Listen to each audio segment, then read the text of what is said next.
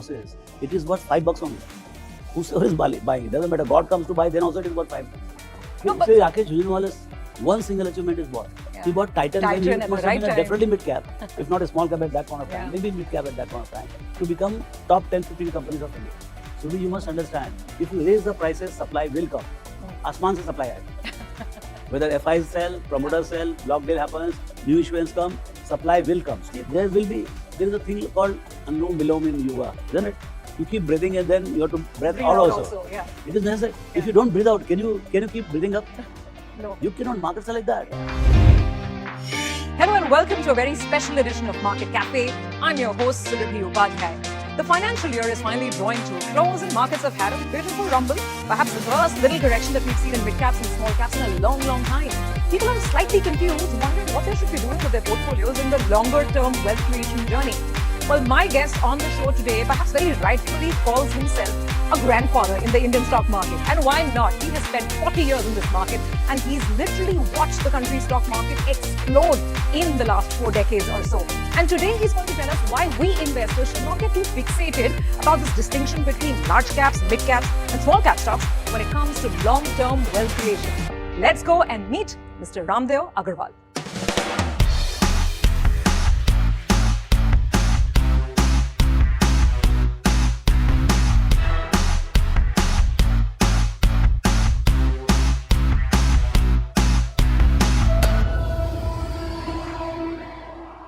Ramdeo ji, it is such a pleasure to be here with you in person, in your office, and I'm really looking forward to this conversation. Thanks for coming. It's going to be you unplugged literally on Market Cafe today.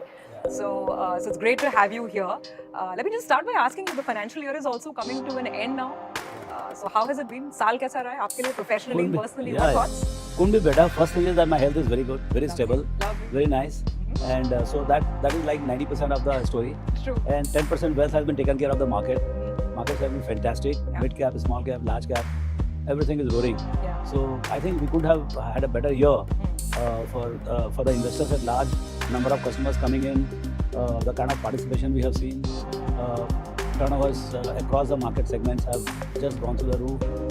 Inflow into the AMCs, inflow into the wealth management, iBanking deals. I mean, we are into all kinds of capital market businesses, and that is what is doing very well. It's actually booming sector, and I think we are into a very long haul in terms of this boom. It's just very nascent, I would say. Okay, I know you're very, very bullish about the capital market sector as a whole and what it really brings and the kind of investment opportunities it perhaps it also throws up. We'll talk about that as we go forward. Now, I just want our viewers to know the theme for the show today, what Ramdeo ji has decided to focus on is why perhaps as investors we should not get too fixated with this whole sort of bucketing between large cap or mid cap or small cap and which stock should I buy so I get great alpha and great returns in my portfolio. That's right. We'll talk about breaking away from the shackles of market capitalization. Is that right? Yeah. Okay. So basically, investing is not about, you don't look at the price first. When you invest, you look at the value first. I mean, if you go to buy, say a watch, I mean, price will ask is last. I mean, if say a brand is there, that there are 20 watches starting from say 10,000 to 10 lakhs. But the tag is not there. First you see which one you like. First you like it and then you ask for the price. And you thought that it might be worth a lakh and it turns out to be 10 lakhs. Then you say, boss, this is not my budget. Or this is not what I am looking for. Then you go and look for something else and you say, okay, this fits in and this is allowable. You thought it is worth 3 lakhs, but it is allowable for 1 lakh. You go and buy. It's great value. Great value. So that is how investing is being done, as simple. But this entire starting itself, mid cap, small cap and large cap. So, investors, I think it's too much of noise about this cap thing because of this is the only unique market where this categorization is very, almost legalized. That you are a large cap, you are a small cap and mid cap. Yeah. Yes, these concepts are there. Like in US, I think about 200 million to 2 billion is considered as small cap. And 2 billion to 10 billion is considered as mid cap, and beyond that, everything is large cap. Sure. It's also a big market. It's a liquid and the market, large cap, yeah. see, when you are a $25 trillion market, see, now it is a $50 trillion market. The definitions are not changed. True. So the top 100 is not large cap there. Anything beyond $10-20 billion is large cap. So if the half the market is beyond $10-20 billion, So be it. So be it. So, you know, this conversation is also happening at a very, very good time, perhaps, because this whole business of mid cap and small cap, and whether mutual funds are getting stressed, whether there's too much money going in these funds, all of that, I mean, I think coupled with other factors, it also led to a bit of a small correction. So we've actually got lots of questions. I've sort of asked people what they want you to answer. So I'm going to, you know, take the liberty of bringing in some of those questions. So let me start with the first one. This is Deepak. Deepak is saying, is the mid cap scare over, or is there more expected? I'm invested in a few mid and small cap names in small quantities, and I'm sitting on a loss. So I don't know what I should do. See, if it's so sad. I mean, just to say, I mean, the company has no name. It's only mid cap. I mean, how would you say that? You know, I mean, I'm a Punjabi guy, but you must explain what exactly you do. You're an engineer. You're a scientist. True. What you are. So I think underlying value is completely being ignored. Yeah. You've got to. If you're a mid cap, but you are earning say 2,000 crores, and if P multiple is 10. And say 15 to qualify as a 15 P multiple, 2,000 crores you are earning, your ROE is say 100%, 80%. How do you care? Let the market. In fact, the investor's journey is that if he is really successful guy, he must buy a small cap, which becomes very large cap. Absolutely. No, but say Rakesh Jhunjhunwala's one single achievement is bought. He bought Titan when he must have been definitely mid cap, if not a small cap at that point of time, maybe mid cap at that point of time, to become top 10-15 companies of India. So that journey has to happen. But he didn't buy because it's a mid cap or anything like that. He bought it because he saw value in that. Deep value in that. So I would urge that everybody should forget about mid cap, large cap, small cap, and see if you're a small guy, you understand small companies. It is very difficult for a small starting guy to understand complexity of Reliance and Telco and Tisco and all the bizarre businesses of the sizes. The numbers will not get into your head. How will you understand the value? So what you're saying is that don't get bogged down by market capitalization. Yeah. Look at value of the businesses, but you're not saying buy more large caps and less mid and small Again, caps. you're That's asking not the what same you're thing. saying. No, you must look at the opportunities. Yeah. What is the process of investing? My process of investing is I look for trend. Where exactly that big delta is going to happen. Okay? Say, okay, in capital market, this big delta is going to happen because I'm close to it. I can see that big delta happening. I'm giving an example. Okay, now, but just knowing the trend doesn't help you. Then you go and figure out which are the companies in that particular category. Yeah. Okay, then the companies will come in all sizes and steps, right from very large, say, a capital market company or AMC, which might be 1 lakh crore, 75,000 crores, to as small as a broking company, which might be 500,000 crores. You know, let me ask you this, because you spoke about capital markets, and I know that your fund managers and PMS have quite a few stocks, reflecting this sort of belief that you have. You have, I think, BSE, Angel One, quite a few of these companies are linked to the wealth creation process in the country. I think the thing people grapple with is trying to understand fair value and good value and undervalue. Because but these they are stocks there in the stock, not because they are small cap, mid cap or large cap. They are in there because the fundamentals or underlying value, their understanding of value is way below, way above the price it is quoting at. So okay, since we're on the subject, what about valuations for some of these businesses? I mean, these are like your peer companies or exchanges or asset managers, etc. Because in many cases, the stocks themselves are up 200%, 300%, 400%, and then you have a market correction coming in, and people get confused. Yeah. But so what's good value? I cannot talk for the people. I can talk for my managers or what we are doing. What is our understanding of things? See, there is a thing called Anulom Vilom in yoga, isn't it? You keep breathing and then you have to breathe out also. Yeah. It is necessary. If you don't breathe out, can you keep breathing up? No. You cannot. Markets are like that. Every stock, every sector has to breathe up, and then after a big rally, you have to have a good correction. Sometimes corrections are immediately after small rally. Sure. Sometimes it's after big rally. But correction is extremely necessary, essential part of the stock market now. You have to take it for granted. And that is why it is called risk asset. It can be up, it can be down. And that is what is not being liked by the investors at large. You have to understand it is integral. These are quotational losses. The corrections are quotational losses. They are not losses. They are quotational losses. You have been overpaid. 100 went to 200. You have been overpaid. Don't take it, you are paid. You are still in the stock. You should have got only 160. So 200 has to come to 160. But it will not come to 160. It will come to 140. Because market doesn't have very precise way of giving a price. It is very approximate machine.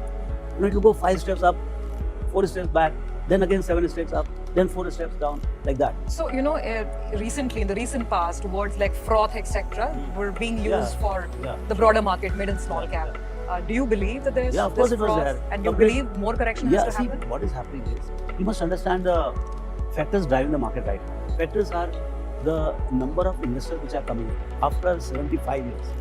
First time we are saying celebration of retail investing or celebration of stock market. Okay, thanks to digital infrastructure, thanks to KYC norms being eased out, and generally the mandate by government that capital formation in the country is extremely important for the sustained growth in the future. Okay, now that equity, see, for a country to grow or enterprises to grow, job market to grow, you need enterprises to grow. Enterprises will grow only if you provide them adequate quantity of equity capital to start with at reasonable prices. And then debt capital is there. Once you have the equity, then you have the debt. But without equity, there is no debt. So the show doesn't happen. So clearly, this is happening. We are getting about 4 to 5 million customers every month. And this is a record. From 35-40 million in 2020, we have reached last month 150 million. I think we are headed straight to 300 million. 300 million, then it's a revolution. And it is not going to happen overnight. It is going to take 3 to 4 years. And then after that, after 300 million, let's first reach 300 million. Then we'll talk about 600 million. Okay. Now what is happening is the pace is accelerating. Instead of going down after 4, 5 to 4 and then 3.5 and 3, it is actually going from 3 to 4 to 5. And now let's say we have done 4.65 max. I don't know what is the number for March. But my sense is now, initially there were only 30-40 million customers satisfied. So they were bringing their brothers and sisters along. Now 150 million are satisfied. So the whole society after society is coming in. Like the whole city is coming. Whole township is coming, whole building is coming. So now there is a lot more movement and acceptability of the concept of investing some portion of your savings. See, last year, between in 23-24, as of this Friday, the number came, we have collected about 17 lakh crores of fixed deposits. Bank deposits have grown by, I think, 13% and 103. So I think 17-18 lakh crores have come. I think stock market must have got in the same period about 3 to 4 lakh crores, maybe 5 lakh crores. So only 1/4 or 1/3 of the fixed deposit. That is not the right thing. Eventually, it will become almost equal. Sure. But that may take 5-7 years. So it is we are into midst of very huge market. What I would say, savings allocation change in the economy, and this will happen. It will take time, and economy has to also perform. See, just by bringing money, the show is not going to happen. Exactly. People are coming because at the end of the day, they have seen what has happened from March 2020. And a lot of the retail investors, there are a lot of new time people who've come to, new age investors who've come to the market, right? They've not seen cycles, they've not seen a meaningful correction. Does that bother you at all? No, it doesn't bother me because the color money is same. Whether you put it as a professional or some new guy puts it. The issue is the overall aggregate money, where it is going. Is it going into the building up the infrastructure? Is it going to build a purpose? I mean, is it primary issuance or is it a secondary? Like ITC BAT taking away, say, $3 billion or $2.5 billion. That doesn't help that much. Or Indigo promoter taking away $1 billion. That doesn't help. Of course, it is necessary part of the capital market, but disproportionate amount should go into the primary issuance. So, like a telecom company issuing, say, 50,000 crores worth of bonds or equity, and that being subscribed. What they will do, they will go and put up new towers, so that will actually spur the economy. You know, it's really interesting that you brought up some of these huge block deals that have happened, and a lot of them have happened. I think 2023 we saw massive blocks coming in. It's continuing in 24, and this is also a question that comes up because at the end of the day, because of the retail revolution, a lot of the buyers are mutual funds. So, I mean, I am buying at the end of the day when maybe a promoter is selling or maybe a very sophisticated PE They also have right to sell. They have a right to sell, absolutely. But is there any reason to worry because they are supposedly smart there insiders? There is nothing to worry. This is natural selling? market phenomenon. Okay. So you must understand, if you raise the prices, supply will come. Asman se supply hai.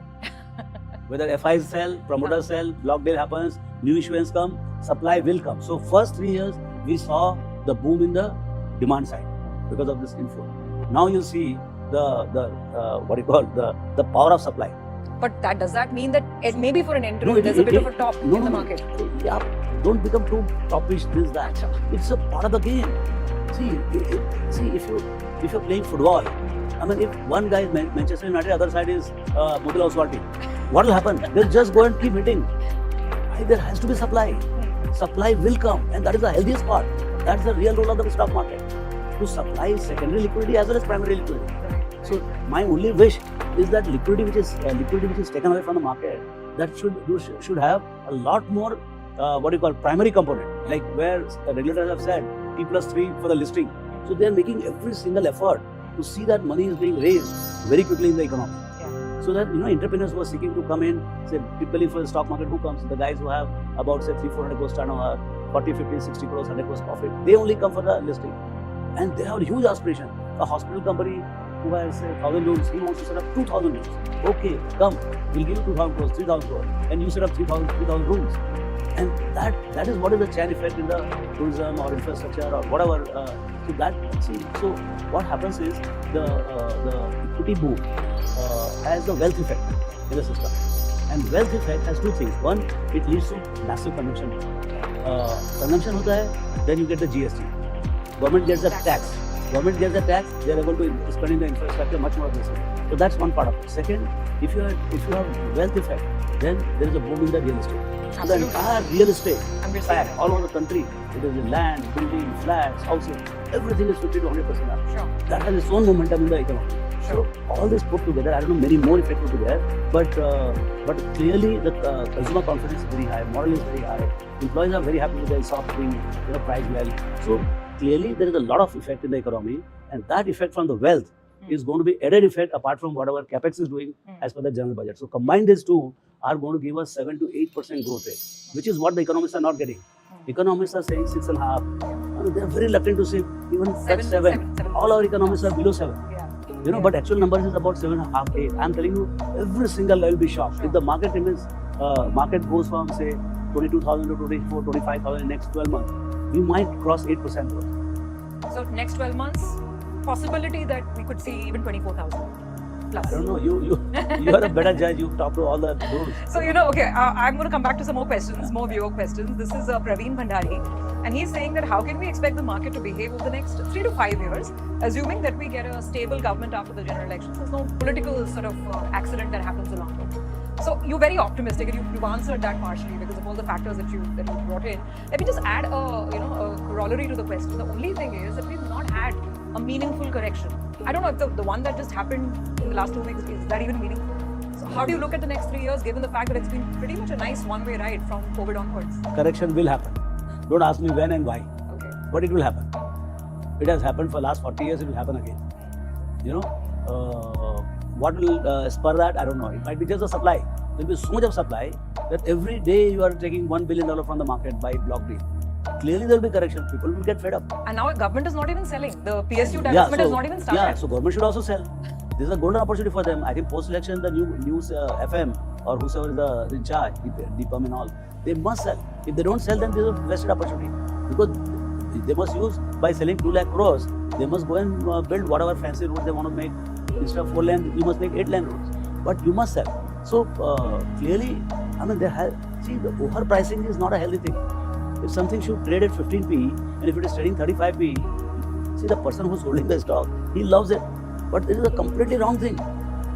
It is not healthy at all for the market. Someday it is going to collapse. So correction will happen. But back to Praveen's question, he's saying next 3 to 5 years, what kind of a market are we looking at, and how should we gear up? How should our portfolios be ready for it? Yeah. So it is dependent on the fact how the corporate profits. If a company keeps making losses, it is worth $5 only. Whosoever is buying, doesn't matter. God comes to buy, then also it is worth $5 because it is making losses. So if the earnings, which is say nifty earnings, let's talk about broad. So this year our guys are saying that we will earn anywhere between 980 to 990, 975, somewhere closer to $1,000. Next is the forecast. What they can see as an aggregate is about 1150. So they're saying about 15% earnings growth. Earnings growth is possible, and now that could be in reality. Generally things are going better than what they're saying. So it could be 1170, 1180. That as time comes, they will revise. It also depends on rate cuts and a whole lot of things. So, but then trajectory of the earnings is about 15%. My multiple, see, it is P multiplied by earnings. So earnings are, this is the outlook for the earnings. P multiples are pretty rich at about 21, 22. I would say that if it is, say 20P, so that gives me a minimum of 23,000. And if it is 22, then you can do about another 3,000. So we might end up at 25,000. That is the most optimistic, I would say. It's the bull case scenario. It's absolute upper bull side case of, because by the time you exit, you are looking at 13,000 or 14,000 of 25, 26. And what about bear case? Bear case could be, you can see a complete economy is stagnating. Economy is stagnating completely. Instead of 7-8%, the moment you say 5%, market will sell out. If you say just 5%. Yeah, say Moody's are saying 6.8%, S&P is saying 7%. So the outlook is clearly, going up and up right now. The momentum is positive, PMI is positive, everything is looking good. Tax collection is very powerful. Every month you get the high-speed data. So tax collections are very strong. In fact, it is beating the government expectations, revised budgetary estimates also. So clearly everything is, right now, there is no reason to say that earnings are going to collapse. So, okay, now let me put both the things together. You're quite optimistic on the medium to long-term outlook on earnings, on just the way the economy is shaping up here. And you were saying don't get fixated on large, mid or small. Let's combine these two and now ask you the question that all our viewers want some answers to. Themes, ideas, the big picture stuff that should reflect in anyone's portfolio who's here at least for the next 5 years. Yeah, so see, first thing is you should remain allocated. Staying out of market is not going to help because we don't know, as we are talking, market will be up 2% or down 2%. It is that kind of momentum is there. So you be allocated because the long-term outlook is very good. I have stayed in the market for 45 years. I'm really grandpa of this market. You started in the 80s, right? 1980. 1980 when index was 100. Sensex was 100. I have seen index growing by 7, 27, 30 times. Ex-dividend. Come dividend would be almost 1,000 times. Wow. So this is the story of this poor country. Large poor country. Now we are most populated and we are no more that poor. In the sense that we are in the ranking, we are top 4, 5 side of the economics. And in power of compounding, what happens is the base is very important. You compound it 9% dollar, but when you compound it on say 100 billion and you double in say 9 years, that is 100 going to 200 billion. But when you compound on 4 trillion, you again go from 4 to 8 trillion. So this is the journey of going to do. In 75 years, you have done 4 trillion. In next 9 years or 8 years, you are going to go from 4 trillion to 8 trillion. So that is 8 years, that is from 24 to say 32. And 32 to 40, you are going to go from 8 trillion to 16 trillion. I don't have much doubt about this. That is, I am optimist. I think this much will happen. It has happened in last 40 years. It will happen in next 15, 20 years also. There is nothing to disturb. If anything, forces are gathering pace to favor India. So my sense is this journey is one of the most exciting journey. Now here, how do we look at things? How do we develop things? Where are the big trends? Yeah. See, you have to find big trends where things are ignored, things are not being fully priced. See, there are some places that trends are right on top of the world. When you ride, the trends are because no trends are permanent. Trends are for 3 years, 5 years, 7 years, and then it subsides. Okay, so which are the early trends and where things can be big? Like say like capital markets, I said, it's just 2-3 years old trend. I think if we are going to go from 150 million to say 500 million in next 10 years, I think we have there's a long runway. And it's a very consolidated business, mind you. It's not a very spread out business. When we started in 87, the turnover was 200 crores per day. And there were 500 brokers, they were not able to sell in the markets. Today, we are doing, how much we are doing? 400 lakh crores per day. Total turnover. Total turnover. And there are only 50 brokers. So it's a real explosion that's happened in the capital And markets. Yeah. it's still going at 50%. Sure. I think we have whatever is digitized, I think it just scales up like mad. So that's one big theme. Let me ask you about the themes that are already now about a year old and get your sense on whether there's more steam or not. Should be. Our talking like this, one thing I'm not going to talk in stocks. Absolutely. Okay, we can talk some sectors here and there, which is known to everybody what is doing well and what is not doing well. Yeah. Okay, auto is doing well, capex is doing well, defense is doing well, medical is doing well. So those are the things which are trending very well. But the real fun is buying something which is not trending well right now or at a very early stage, but eventually it's going to become very large. And do you see something like that? Of course. So if you could share, not stock names, but just ideas. So real estate. Real estate was in dumps 3 years back, and now they have got up and growing, but still it's the early stage for them. They are preparing the balance sheet still. But this sector, along with the stock market, can become very large because still the housing is not done. And as you become rich, the biggest growth sector is going to be real estate. Because that's you the want biggest to invest investment. in a house. So now the issue is that how they use the power of market cap, power of their valuation to speed up their project execution and give better value to their customers. But what about the stocks? Do you still find value in real estate stocks? You are the investor, you have to figure. I am telling you the broad trend in the economy, broad trend in the sector. From there, you can find some small cap in Chennai or, every city has their own real estate company. Sure. And brilliant guy could be there. Sure. So you have to find those stocks and invest in them. Of course, large cap, DLF, your Oberoi, your load high, and those things are listed. You can really go and see what is happening there. Absolutely. So, absolutely. so that sector can be very large. Yeah. Defense expenditure, infra expenditure, auto expenditure. But actually, when the economy booms, literally every sector participates in that. Sure. Someone's like capex is going to be a very big thing as you go forward. Very big, means seriously very large. So, I completely understand where your optimism is coming from, because when we talk to these companies, the management, they talk about their order books, they talk about the opportunity, they talk about government spending. But just broadly speaking, in terms of how much the market has already discounted, whether it's defense, whether it's capital goods, there is energy transition, power now, I mean, there's so much of even thermal capacity being added. Your fossil fuel transition, your wind, solar, those things are not even started. So even in terms of valuations, there's still comfort? And don't worry too much about why you are so upset about valuation. पहले आप समझो सही क्या चीज value कर रहे हो आप. You size it up. I mean, we cannot size it up in this 10 minutes. Sure. Every company you have to go and figure out what is the prospect for the company, what the company is going there. Go and understand. Stay 2 days with them. Then you'll understand some sense of it. What is there. Sure. So markets are not very good in discounting very long term. They are very good. In fact, where they're very excited about the short term, and they have no clue about very long term. No clue at all. And that's why you make money. You see in HDFC Bank or even Infosys and all, you made money back-ended, not in the front-ended. I mean, in 96, 97, it is very clear HDFC Bank is a winner. Or even 2000 was winner. You see after that what has happened. You got 30% return for next 20 years. How come? And now? So now, yes, the story still remains same if you understand. Yeah, I mean, this is a time to really go and do research and figure out what is the future of it. Are they going to lose market share? Or are they going to build on the market share? Because the credit growth or the banking needs of the country is going to grow at 15-16%. So the whole call is if they keep growing market share, they will grow 15% plus. 15 का PM आपको मिलता है. Just one more sector I just want your broad thoughts on is, technology. Now, technology has lots of different ramifications. One is the traditional technology, your Infosys, TCS type of businesses. Then there is the new age internet type of companies. And I know that in your PMS you own some of them. I think Zomato is a pretty big holding for you folks. And then there are the likes of the fintech, right, where payments and banking and technology come together, the likes of Paytm. So in this universe, what are you most bullish on? See, the largest segment is the classical services companies. They are right now little slow after immediate burst of post-COVID. There were a lot of thought process that everything will be working from distance and everything is automated and things like that, and a lot of projects came there, and right now they're going through a little slow phase. So this is now it depends on how well you understand what is going to be the longer term future. Is the AI going to cut their number of jobs, or are they going to be new source of, apart from other sources, there is also going to be new source of businesses. That has what has happened.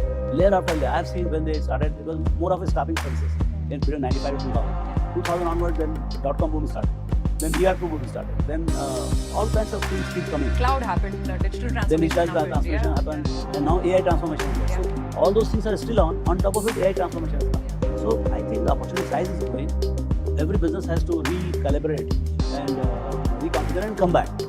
I don't have any doubt that some of the companies will fall by the wayside if they are not able to change. But the ones who are able to change and go on the mainstream of AI adoption and facilitating the companies or clients adopting more and more and exploiting AI potential, they will do very well. But maybe it is early stage. And the internet companies, some of them Yeah, have so internet companies, see, internet on the back of any business, say like all the grocery delivery or food delivery, I mean the digital engine which has been put, or on the payment mechanism, you have digital, you have fintechs, you have online digital insurance companies, digital banks are coming. So digital is going all over. So you have to see, anything goes digital, and if it is successful in making money. So far the which some of them have now started doing. So the point is that actually our broking industry is the most digital. Right from onboarding to fulfillment, everything is digital. That's why you're doing 5 lakh crore, 500 lakh crores per day turnover. And that is T plus settlement. And SEBI is promising T plus 0. You imagine nowhere in the world it is possible unless it is digital. So we are most digitized, successful digital business and growing like crazy. So clearly you have to see where exactly the positive impact of digital is there. And obviously when there is a positive effect, there are some people who are not able to adopt, and there is a negative effect. So you have to be siding with the people who are able to adopt and exploit the power of technology. Ramdev, sir, it's been a pleasure listening into you. But as we wrap up, and I just want to sort of take a step back and assimilate everything that you've said. You have more than a 40-year career in the Indian capital markets. You've seen more than, I think, double of what any of us have seen. So as we look at this wave, where we are probably 2-3 years into this bull market, what is the one lesson that you would want everyone to remember, or the one tip that you'd like to leave us with? One is don't time the market. You'll always give a lot of jitters on this thing. There could be sharp correction, there could be deeper correction. Stay invested. Have faith in this country's future and future of this market. It can give you pain for sure. Nobody can guarantee you a straight kind of thing. But in last 40 years, I have seen when things were not as good as what it is today, things were not looking as rosy in 2000 or 92 and all. Still, it has given 15% return compounded. And you know power of compounding. So better your investors know power of compounding first to really feel the future. Because future you can see only with the past. If past has compounded for 15% for last 40 years, I have no reason to believe to say it will be even 14.5. I would say rather 15.5 because of optimism, but I would say stick to 15 only, or rather consider 14. And 15 means you're saying every 5 years it will double. Every 5 years. So let's live first 5 years. That's index will double. Index will double. 15%. Of course, then you should do much better as an active participant. So 22,000 will go to 44,000 next 5 years. Let's keep it there. Beyond that, when you say 44 will go to 88,000, Sensex will become, Nifty will become Sensex, then people will start finding it crazy. It doesn't get into the head. So first, tackle with the first 5 years, and that's a good enough kind of a long-term potential of everybody. I would think in 5 years, index should touch about anywhere between 40 to 45,000.